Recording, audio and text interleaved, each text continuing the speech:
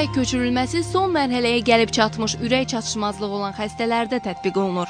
Ölkəmizdə bu əməliyyat ilk dəfə mərkəzi klinik xəstəxanada həyata keçirilib. Əməliyyatı keçirən həkim Kamran Musayevin sözlərinə görə sonraki gedişat tam normaldır. Xəstənin əməliyyatdan əvvəlki pozulmuş hemodinamik və funksional göstəriciləri də düzəlib. 44 yaşlı İbrahim Mənsurov uzun müddətdir ki, kardiomiyopatiya adlı xəstəlikdən əziyyət çəkirdi. Müayinədən sonra ona uzun müddətli süni ürək cihazının taxılması məsləhət görülür. Buraya gələndə xəstə gəlmişdim, pis vəziyyətim var idi.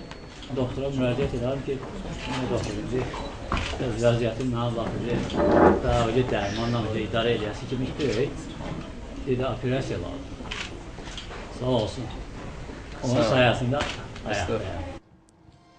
Süni ürək cihazının taxılması ürək müalicəsində istifadə olunan ən müasir və effektiv metoddur. Əvvəllər xəstələrin bir qismi donor tapana qədər həyatlarını itirirdilər. Amma bu cihaz implantasiya edilən xəstələrdə belə bir məcburiyyət yoxdur. Xəstələr cəmi 400 qram ağırlığı olan bu aparatla rahat formada həyatlarına davam edə bilərlər. Cihazda bu şəkildə gördüyümüz motorda onun batareyaları, kəməri də var. Müxtəlif formalarda indi gəzdiyi üçün çantasını çaxır da kəmər formasında taxa bilər. Onun gecələr yatmaq üçün xüsusi çantası var, onu qoyur. Bu şəkildə həyatına davam edir. Mənim dostumdur.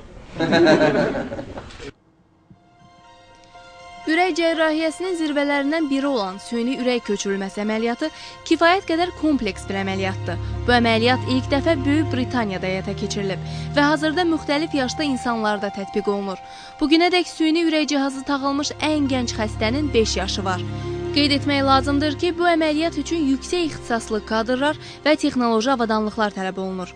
Belə bir əməliyyatın ölkəmizdə milli kadrlar tərəfindən aparılması Azərbaycan səhiyyəsinin uğurudur. Xülya Sabirli, Elvin Muradov, Lider TV.